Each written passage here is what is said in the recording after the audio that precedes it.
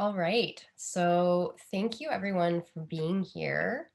I'm super excited to be running this today and for you to give me some of your time. You're here because you want to learn about storytelling, and I'm super excited to help you to understand how to change the way that you communicate and really hone in on building human connection. So, who am I and why am I running this webinar?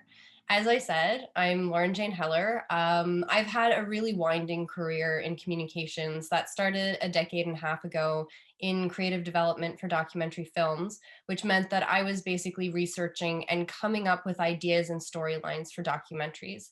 And that brought me into tech and the startup ecosystem about 7 years ago.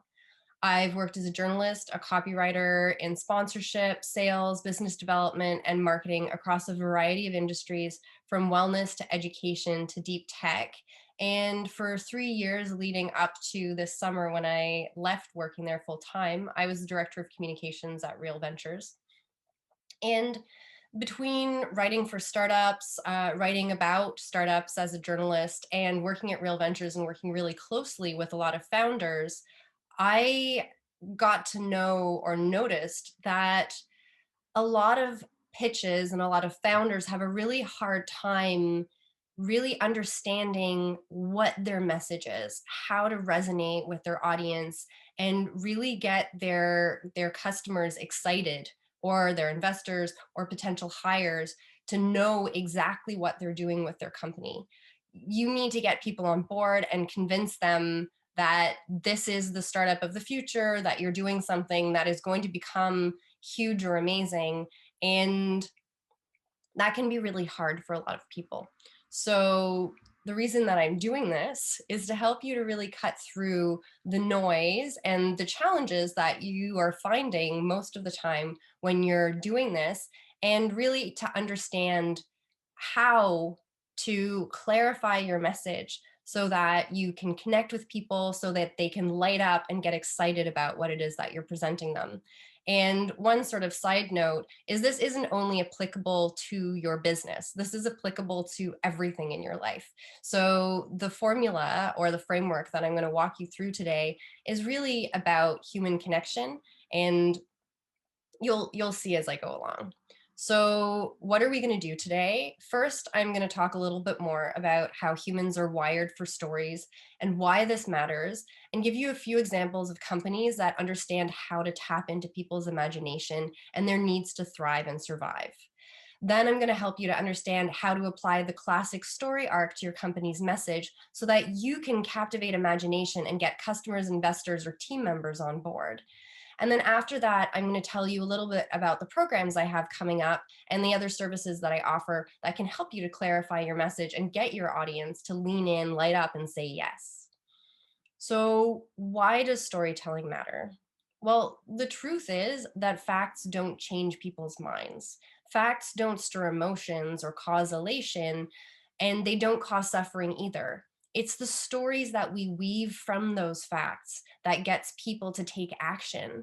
It's really all about storytelling. You can have a number of data points, but everything that we do, the way we understand the world, is about taking the facts, taking the sort of raw materials of life, and weaving stories so that we can better understand them. A lot of companies think that talking about all of the processes and the bells and whistles of their products will win them customers and investors. The number one mistake that companies make is falling into the trap of focusing on aspects of what they do that don't help people survive and thrive. You want your message to be about surviving and thriving. You want to help your customer, the investor, whoever it is that your audience is, to see how you're going to help them in their lives. And then the second biggest mistake that a lot of people make is that you force others to burn too many calories trying to understand what it is that you have on offer. We're basically wired to shut down if something is too difficult to understand. So, for instance, if you're a beginner learning a language, you've probably experienced that feeling of getting overwhelmed and your brain basically just switching off. It's the same thing when people speak in very scientific language or philosophical terms, if something's too hard for us to understand, our body says, no, I'm going to save these calories. So I'm just going to shut down. And then you kind of glaze over and go off into dreamland. But if you give someone a compelling story, they're going to be able to easily parse whatever information you're giving them. So just imagine you're at a party. You're standing by the drinks table and there's somebody there. You've met them before, but you don't really know them. And they come over and strike up a conversation. They ask you what you do for a living. And so you launch into your answer. And about 5 minutes into talking to them about the computational problems that you're trying to solve, you realize that while they're looking at you, they're not really there. And so, as I said, that's because their brain has decided it's taking too many calories for them to understand what you're talking about, and they've gone off into dreamland. We actually spend a third of our lives, so that's fully half of our waking hours, daydreaming. Essentially, what daydreaming is, it's taking data points from our lives and creating stories with them so that we can understand what's going on in our world. And what's kind of cool about daydreaming, similar to the dreams that we have at nights, is that they actually sort of replicate what we experience when we're reading or watching fictional shows, reading books. It's the drama that the stories are made up of. We're not thinking about the mundane things, the brushing of teeth, the answering of emails.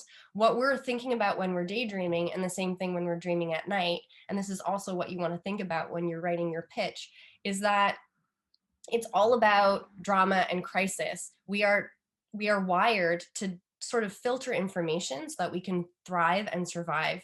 And so it's super important to keep that in mind, whether you're at a cocktail party meeting a new person or pitching your company to a potential employee, investor, or a customer. So, if you've watched Sherlock, just to sort of give another example of how our brains are wired for stories, there's a TV show, Sherlock. It came out, I don't know, half a decade ago. And one of the things that the Sherlock Holmes character talks about is his memory palace. And a memory palace is effectively a tool that is used to create stories from really complex sets of data. Memory champions actually use this for memorizing shuffled decks of cards where you attach some sort of a hook to each card and you weave a story with them. And so this is sort of a clear example of how our minds take facts, and we can very effectively take facts and weave them together to create a story. So, why is this important? Well, it's important because if you list a number of facts about your company or your product, people are probably only going to remember the first thing you tell them, that's called primacy, or the last thing you tell them, which is recent activation. Everything in between is just going to get lost. And if you think about examples of companies, you have a lot of computer companies, for instance. So you have companies like Dell, where their ads typically feature a picture of a computer and then they tell you all the specs. Where a company like Apple, which is known to be amazing at storytelling, they don't go for talking about computers. They hit you emotionally with their stories. So when I was at university, people had laptops, but I actually had a Dell laptop that was the equivalent of carrying two bricks around in my backpack. So I didn't really want to carry it around with me. I went to class and I took notes on with pen and paper. And so when I first saw the MacBook Air ad, where they literally, it's just a kind of an empty space where a person pulls a computer out of an envelope, I was just like, I need this computer. It didn't matter what the specs were. I assumed it was going to be a really good computer. But what I really cared about was that this was something that I could pull out of an envelope that was so small and light that I would be able to take it to class. I would be able to take it to work. I wouldn't have to worry about the weight of the computer that I already had. So we often think about Steve Jobs as this sort of visionary, which he was. But before he left Apple the first time, he was terrible at communication. He actually ran a 9-page ad in the New York Times that was effectively all geek talk, talking about how amazing his computers were, that totally flopped. And so that was just before he left Apple because it went so badly and joined Pixar, where he got to spend a lot of time with amazing storytellers. And so what happened after he left his tenure at Pixar, having worked with all of these masterful storytellers, was Apple took a totally new approach to how they communicated about what they were doing. They really honed in on the stories of their customers. They went from the geek talk to think different, and they filtered out all of the noise, all of the things that are boring to customers, and they were really bearing down on the aspects of the brand that help customers to survive and thrive. And so, what Apple did to sort of break it down is first, they identified what their customers wanted. So, what did their customers want? They wanted to be seen and heard. They defined their customers' challenge, which is in this case that people didn't recognize their genius or their creativity. And they offered them tools to help them express themselves in the form of computers and iPhones. So rather than going for, here, you need a computer, here's the best computer, it was like, you want to be special. We can help you to understand how to do that. They tapped into what people need to survive and thrive. So for you, the big question now is, how do you tap into those stories? And the best way to do this is pretty much the key to all storytelling. It's that your customer is the hero in your brand story. Your customer is the hero in kind of the one story that there is. And there really is only one story. And obviously, there's variations on this. But if you go to watch any Hollywood movie, you know that the story arc of the movie is essentially the hero's journey. We're all protagonists in our own lives, and our mission is to survive and thrive. And so, in some cases, that might mean that we need to save the world. And in other less fictional cases, it's just a matter of overcoming small obstacles that are presenting themselves and getting in our way. So, the story has two possible endings. You probably know this before I say it. One is the comedy, where ultimately you vanquish your foes, you are united with your true love, and you learn something about yourself.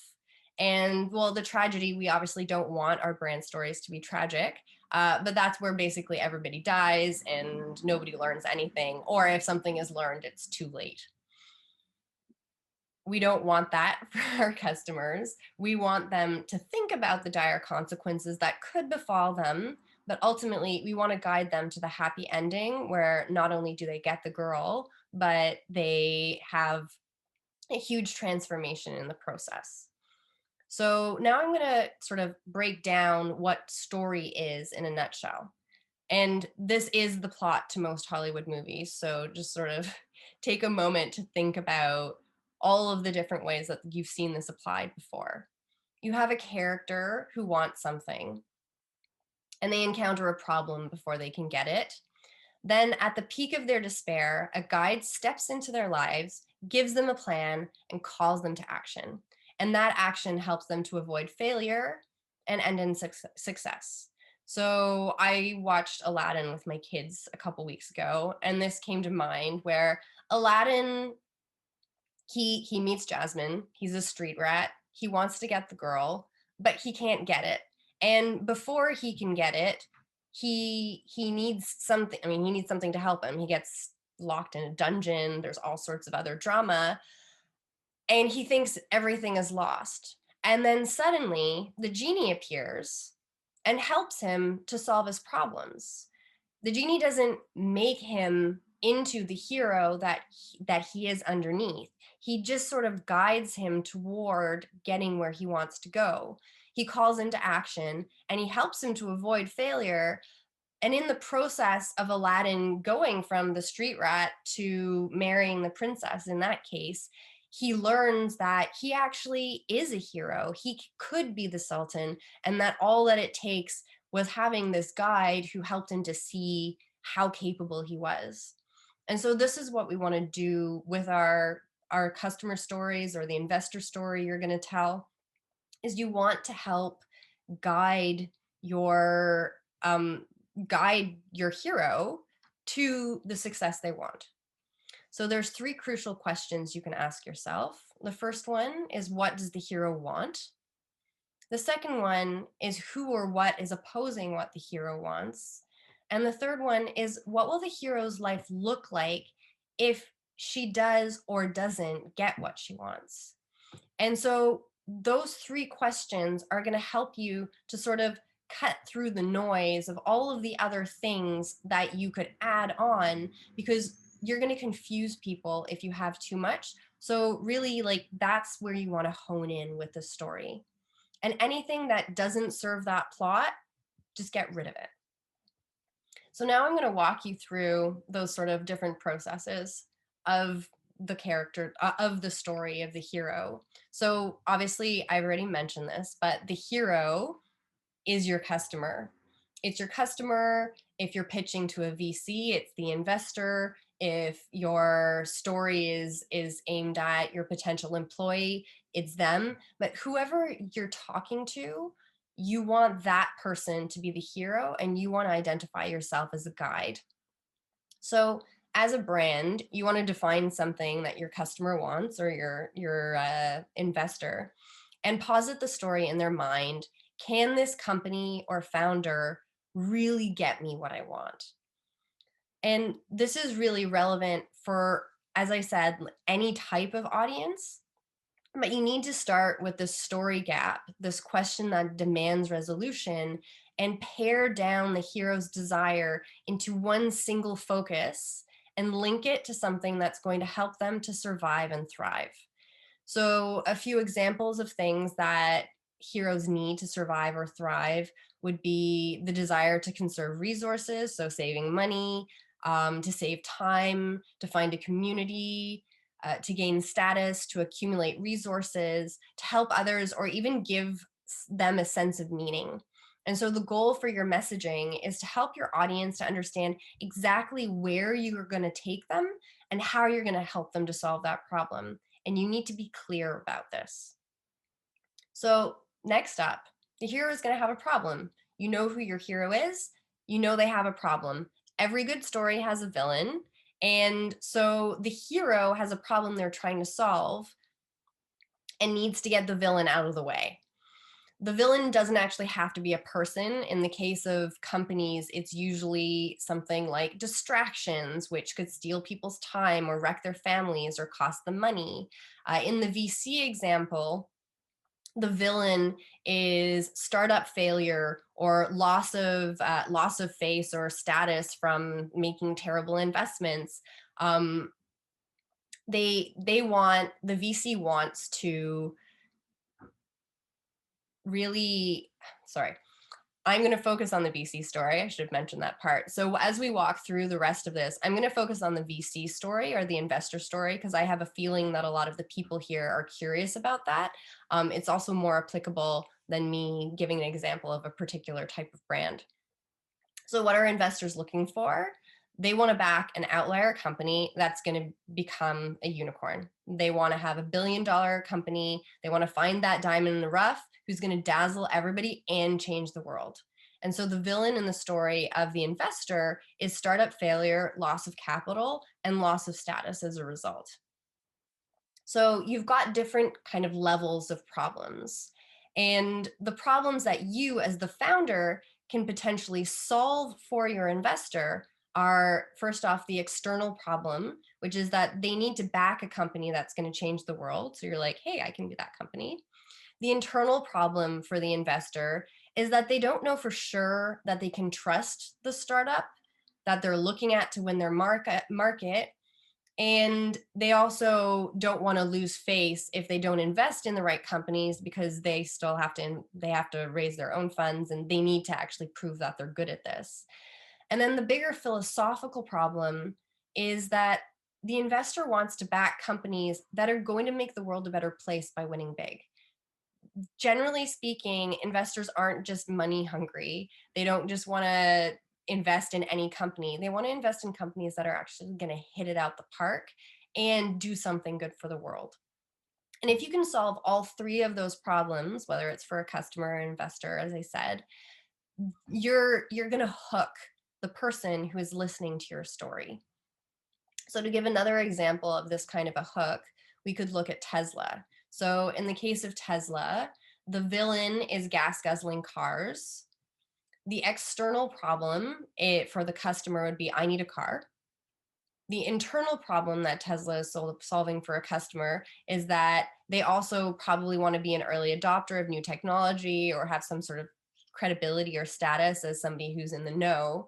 And then the philosophical problem that Tesla is solving is that somebody who buys this car wants to buy a car that's going to help combat climate change. And so if you can solve all three of those problems at once, you're going to get them hooked and they want to know more. So now's the time to present yourself as the guide. As I mentioned before, you are not the hero of the story. Your investor or customer or potential hire is. We're all protagonists in our own stories. We're not looking for heroes to solve our problems. We're looking for guides. They want someone they can trust. They want someone who's going to get them to where they want to be. So the guide helps the hero to win the day by equipping them with what they need for the journey. So a few things about heroes, and you know this from all of the things that you've read and seen, is the hero is often ill-equipped and filled with self-doubt. The guide, on the other hand, has been there and done that, and they have both empathy and authority.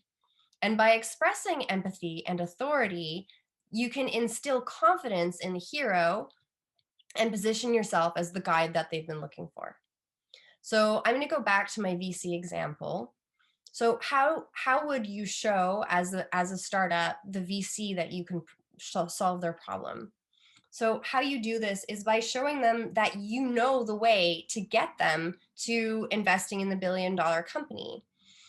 You can show them this by showing your empathy. So you've done it before, you know how to do this. Even if you're a founder who's never run a company before, you can show them that you understand their challenges.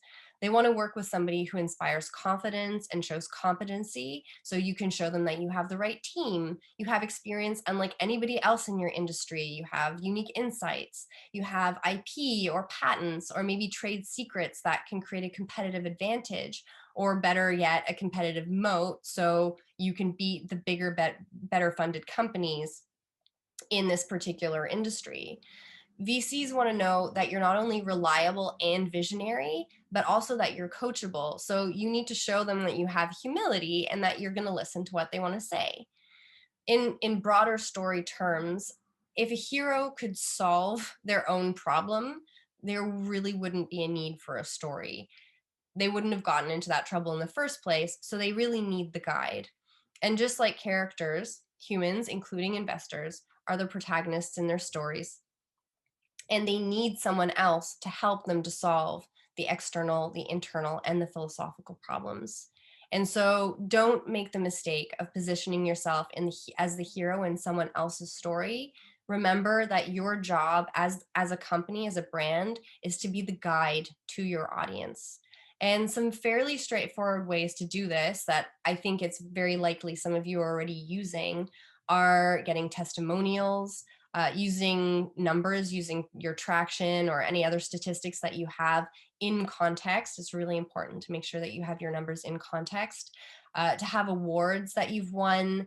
If you are on the hardware side of things, it's often really great to participate in competitions and become a thought leader in your area, because you often won't be able to get traction with customers because you're spending time building something that's going to take a while. And then customers are also, there's testimonials, but having kind of white papers or case studies is another great way to show that you're actually an authority in what you're doing and that you can get your investor to where they want to be because you're committed. So, one word of advice is not to brag. You want to show the investor or the customer that you can check their trust box without being a know-it-all, or showing that you're not somebody who is actually interested in helping them, that you just want to kind of aggrandize yourself.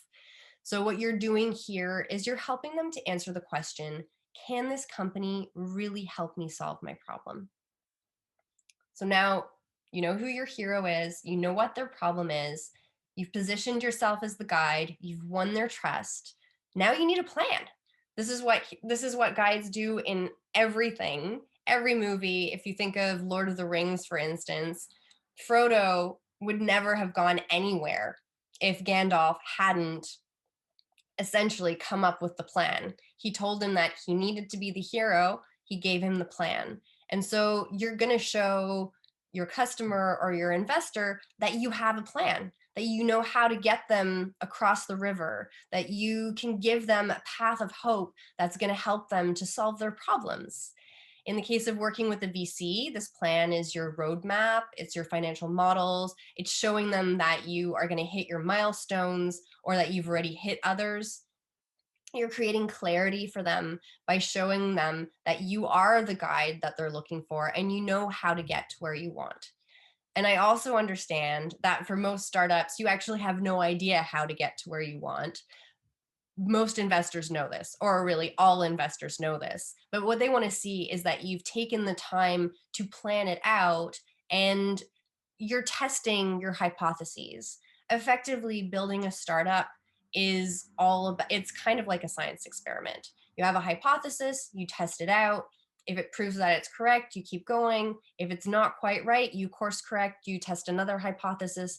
And so it's okay to have a change of plan. This also happens in a lot of stories, but you need to have a plan to get started. And by showing the hero that you have a plan, you can help them to get ready to go on the journey.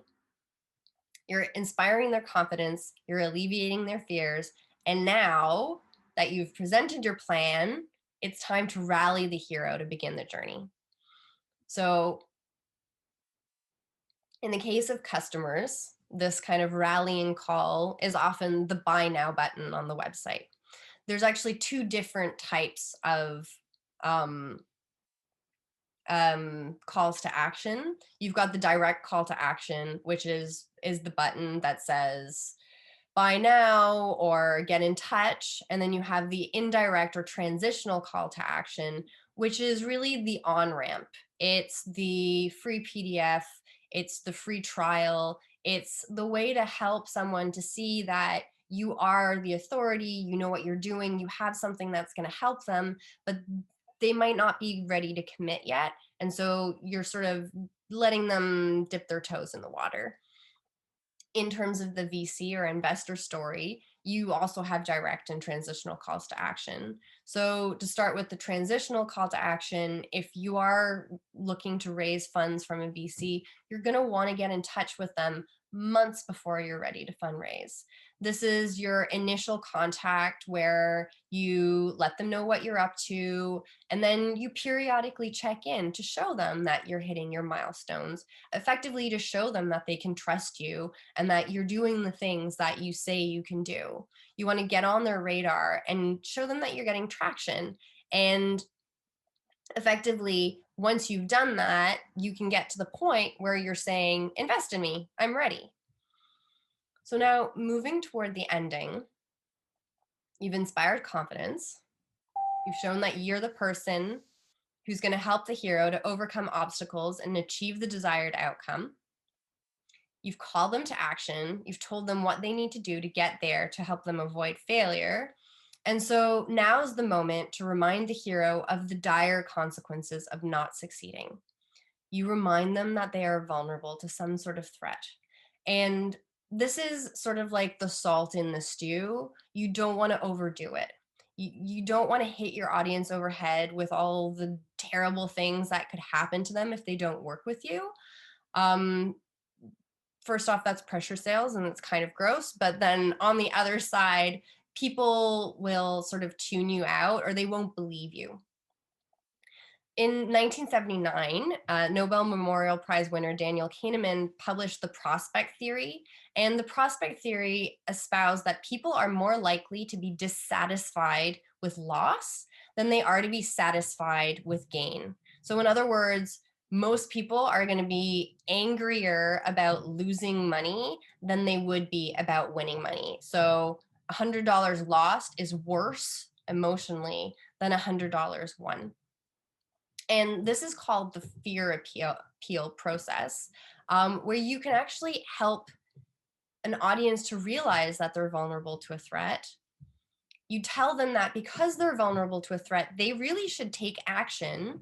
You let them know the specific actions that they can take that will protect them from that risk, and then challenge them to do it.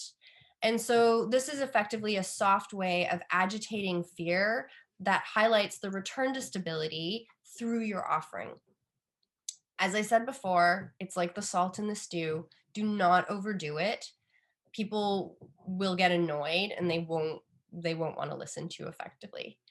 You just want to help them to understand the negative consequences that you're helping them to avoid. And some of these negative consequences could be things like opportunity costs, loss of money, decline in status. And in the case of investors, this could be FOMO. So it could be a lost opportunity to back an up and coming unicorn. And by including these risks, you're giving a sense of urgency to your customer. They know they need to get on board with you.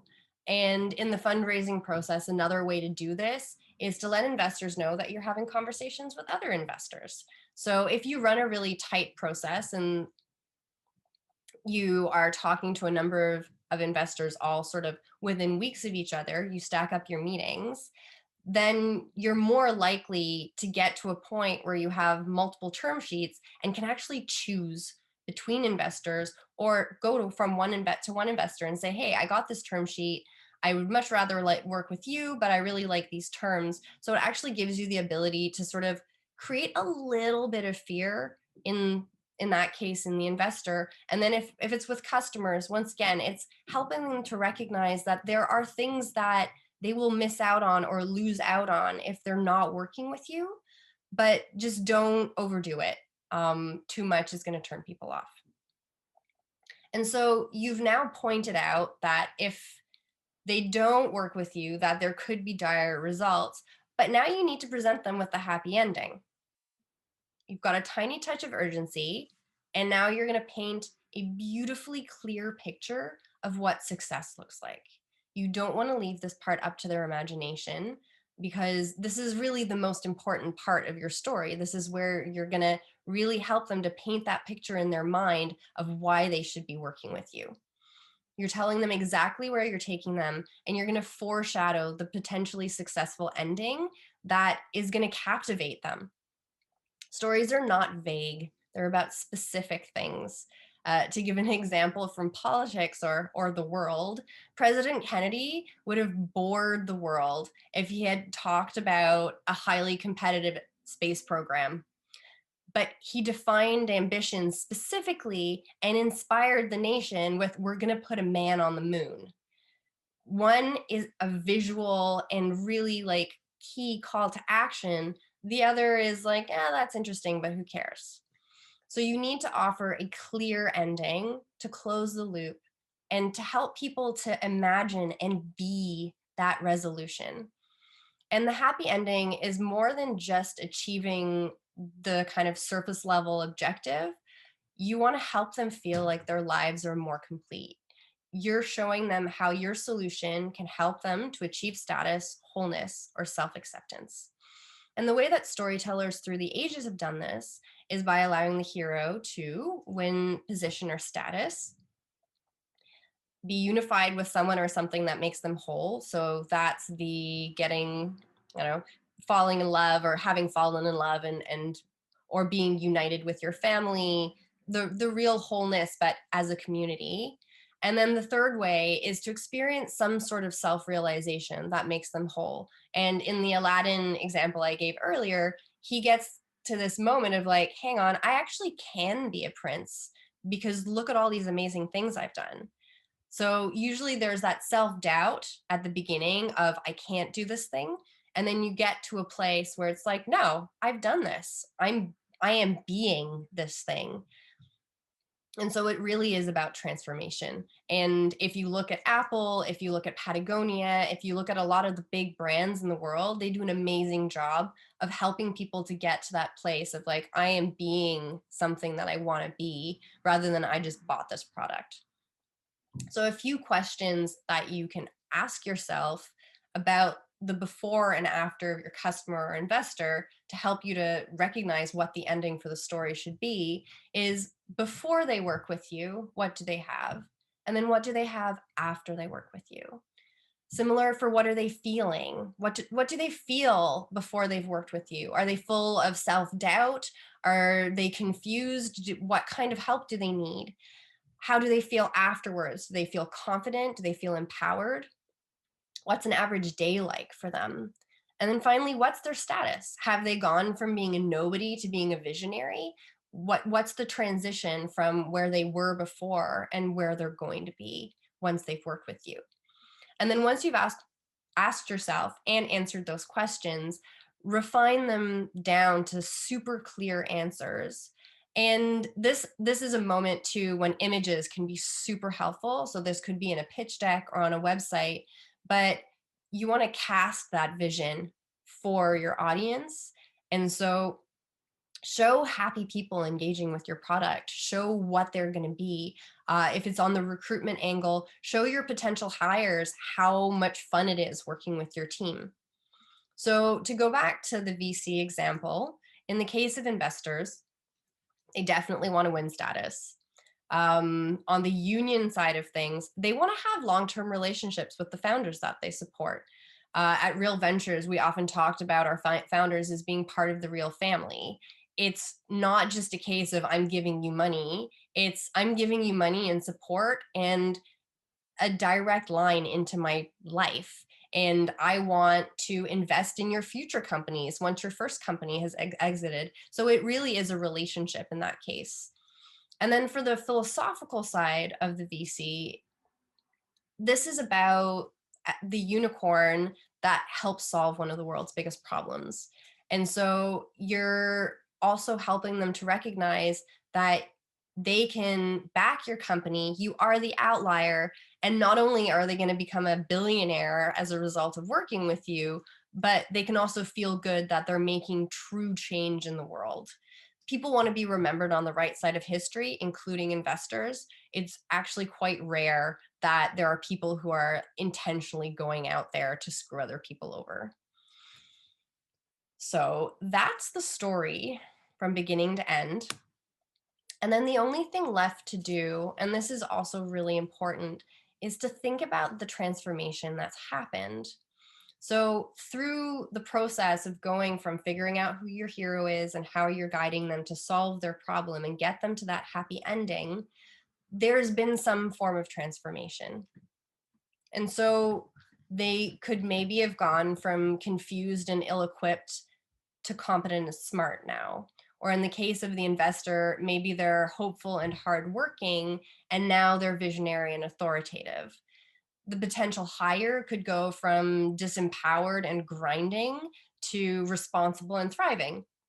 And it depends a lot on your story and how you frame the journey. But it's really crucial that you don't just imply this, that you actually tell your audience exactly what that transformation is and how it's going to happen, how they're going to become the best version of themselves by working with you.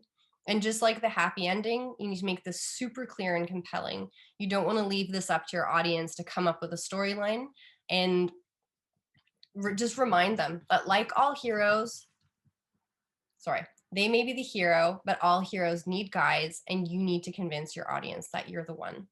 So I'm actually going to get up because my cat is scratching at the door. I will be right back in a second. And so now that we've walked through sort of the framework or the path of the hero's journey, I'm going to answer some questions. So Tereska, have we had any questions in the chat? Otherwise, so I guess just to frame this. Pardon me? We do have some questions. The first one Awesome. from Tarek is pretty easy. Were you going to be sharing this recording in other places or Yes, at I our will share. I will share this recording. I will send all of you an email with just the audio of the recording in the next couple of days. And I guess to go to the next step of what I'm doing is this is a framework, or essentially what I've walked you through today is a framework that's the basis for a program that I'm starting in November.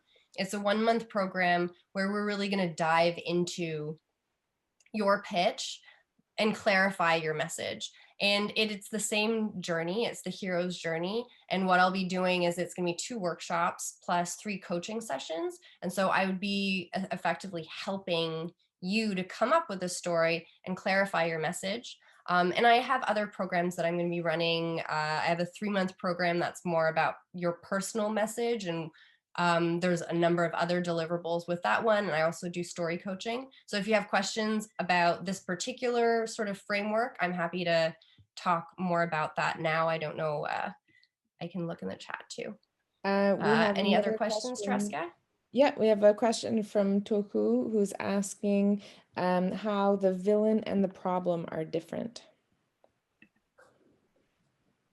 Like, what is the difference between Sorry, the... I actually missed that. You're breaking up for me. I might have to turn my headset off. Could everybody hear me fine during the presentation? Yes. Yeah? Okay, I'm going to turn my headset off because I can't hear you, Tereska. Just a So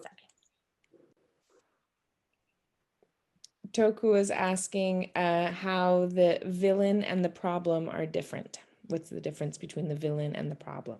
Okay, so the villain is more like the thing that's getting in the way of completion, of getting to where you want to, whereas the problem, like there's different levels of problems, but these are sort of like the thing that you can help solve. So in the case of, I mentioned distraction before, so if distraction is the villain, the problem is I need something that's going to help me to concentrate, or if I don't concentrate, I'm going to lose my job, or I'm gonna, and then on a bigger philosophical level, I want to learn how to be more focused so that I can live a better life.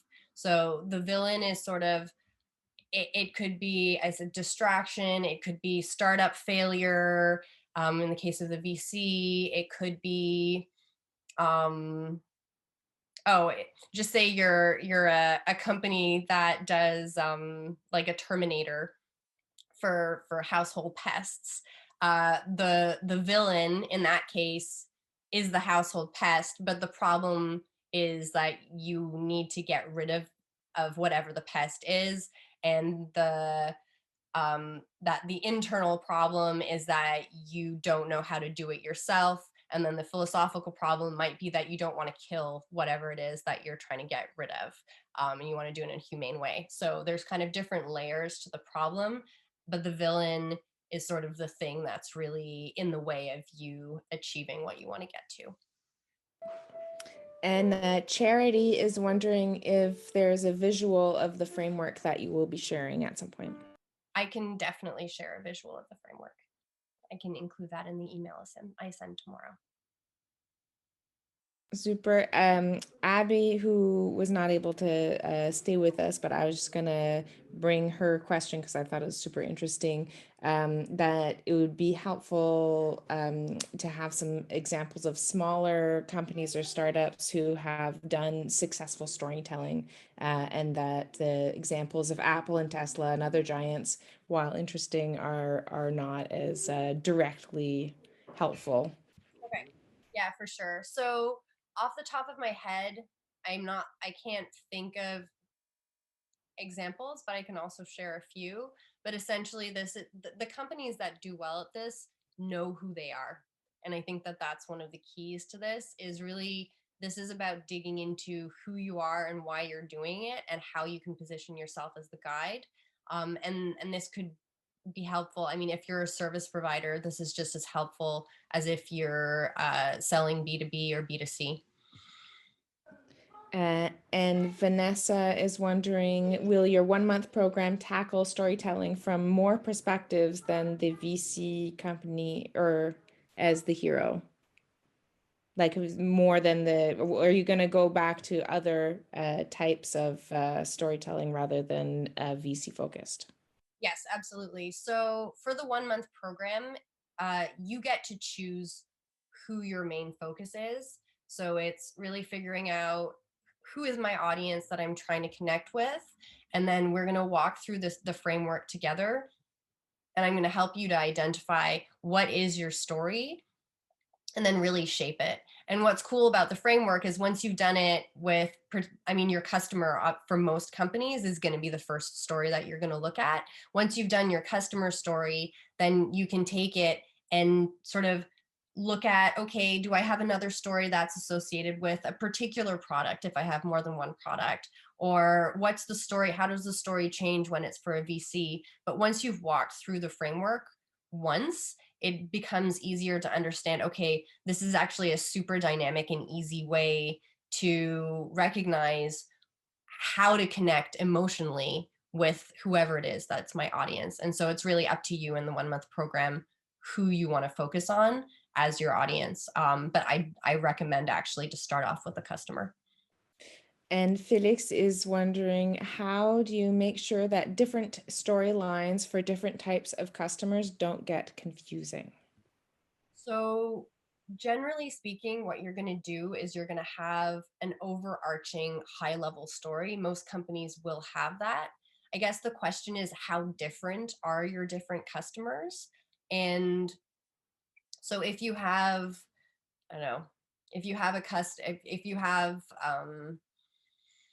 if you're looking at partners versus customers, so companies that you're going to be partnering with to help you on something versus the customers that you're trying to reach, the way that you're probably going to segment this is actually on different pages of your website. And so you kind of need to take the time to dig into what is our overarching message, what needs to be the clearest so that we can get that emotional connection and help people to trust us and believe that we are going to give you the solution, and then sort of break it down into smaller pieces as you look at different aspects of your business. I think there are lots of people who are giving you great compliments in the chat that you can read later. But otherwise, is there anybody who would like to ask another question before Lauren signs off? You could probably unmute. Oh, Charity is wondering, where do we find out more about your services? The easiest place to go is laurenjaneheller.com, so my name.com. And I will also be sending an email to everyone who attended this tomorrow with the audio recording and some other information about what I have coming up and different ways to work with me. Super. And Andreas is wondering if there's any advice on how to communicate great stories when you work in a space where other providers are the villains, providing bad experiences. Ooh, that's a fun one. That's interesting. Um,